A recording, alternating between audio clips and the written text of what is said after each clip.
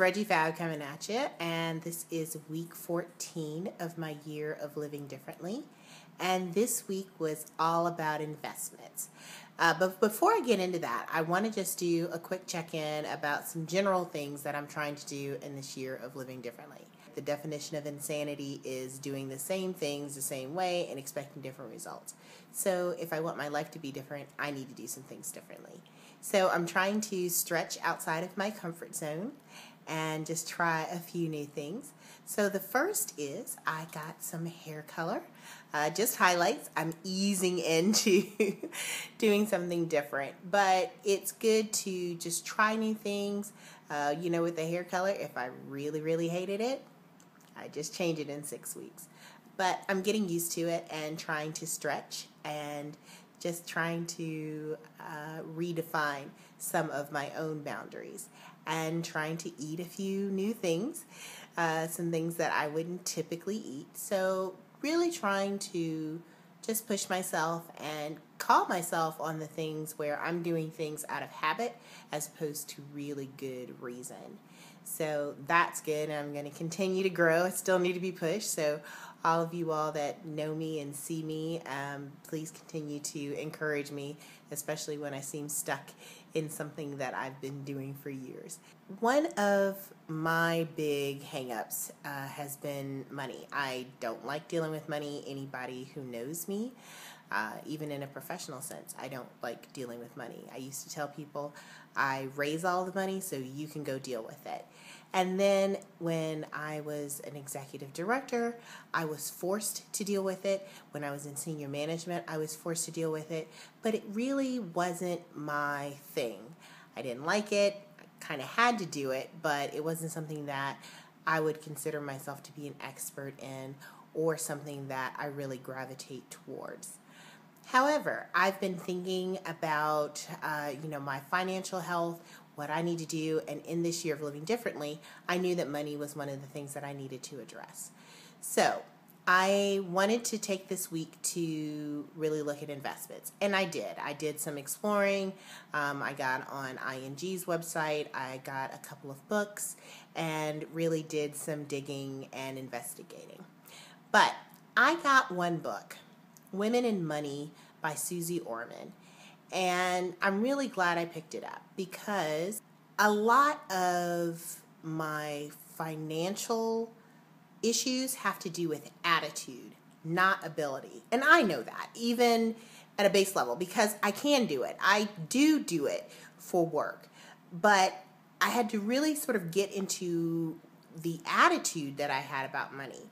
And one of the challenges I have is that I'm so concerned that money and the love of money will turn me into this sort of power-hungry, very materialistic type of person, which I really have a significant loathing for, actually. I don't want to be that person, but I recognize that attitude has still prevented me from even just taking control of my money so that I can be a very generous, a very giving, a very financially secure person without having to be this money-grubbing, materialistic, everything's about a dollar kind of person that I don't want to be. They're not the same thing, but I've let my attitude about that affect it.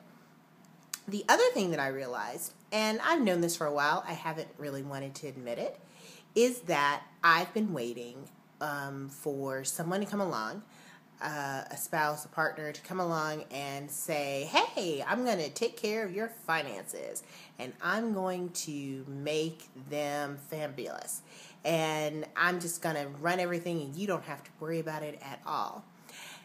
That's naive on two fronts. One, I'm not married and still waiting for that person, yet still about halfway through my working life. But the other thing is that I would still never be in a position where I'd still have to take control of my own money. That doesn't make sense. Women live longer than men, and at any given time, I could still be in a position where I have to do it myself. So I wanted to get to the root of that and really push myself. So that's really what a lot of this week has been about. Just addressing my attitudes and my beliefs, and the fact that I'm not exactly sure what it is. It's something about money, and the fact that if I'm money centered, maybe I'm not God centered. I think that's a message we get, that money doesn't buy happiness, which is true, but money puts you in a position to enjoy the things that do bring you happiness in a more meaningful way. Yes, my health is great, and so that's something that makes me happy. But if my health is at risk, I want to be in a position where I can afford quality care. Love is fabulous, and I want a lot of love in my life, but I enjoying that love on vacation and doing things that I enjoy with someone I enjoy. So it's not that money brings you happiness, but it does help the things that bring you happiness reach their fullest potential. So I've really been checking my own attitude about that.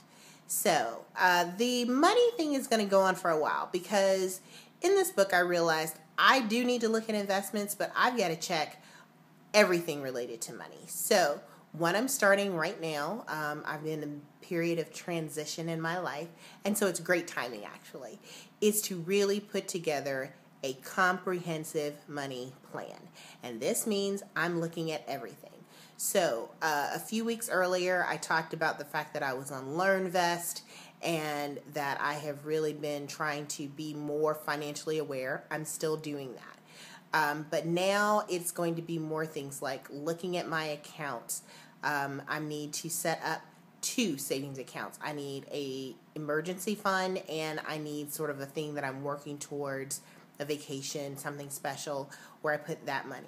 But I definitely need at least 6 to 8 months worth of life expenses in an account, so that if something happens, I have money to fall back on. And I let my house and I let some emergencies sort of run down those accounts for me, and I haven't replenished them. I've really got to be in the business about doing that. And then really looking at some investment strategies as well. So as opposed to just looking at investments, this one piece, I'm really going to take the next month to look at the entirety of my finances and put together a money plan. So I'm going to come back and talk with you about that. So, great week, great experiences. I had a birthday this week, and so I always like to take my birthday as a time to sort of reflect on the year past and things that I can do in the future. And so I thought that this financial plan and this money plan was really well timed for that, because there are choices that I have made, there are choices that I very deliberately didn't make, and that winds up being a choice. So now I am going to take full control, and I am going to be at the helm of my own financial ship and really give it some direction. And I'm oddly excited and intimidated by that, which I don't quite understand, but I'm going to have to delve into that a little bit more as well. So, next week is actually inspired by last week's theme. So I did this personal scheduling, and that was great and has been great. I've been crazy productive. I've gotten all kinds of things done, things that have fallen through the cracks, things that I haven't given top priority to, be that exercise, be that reading. I really realized that I'm great for reading on vacation, but just reading at night, I'm exhausted, I'll read 2 sentences and then fall asleep because I don't have reading time set aside. But I've been able to get a lot of things done. However, I felt so much pressure by having it in front of me, and it was on a list, and I've got to get it done, and it needs to be done today because I've assigned it for today. That didn't help, and it was odd because I don't feel the same kind of pressure at work. I know these things need to get done, I'll get them done, and they're on my rolling to-do list. But I didn't really set that up for my own personal life, and so I felt a lot more pressure. But one of the things that I realized in doing that is that I have something planned for every day, because I have all of these things I need to do, and nobody else is going to get them done except for me.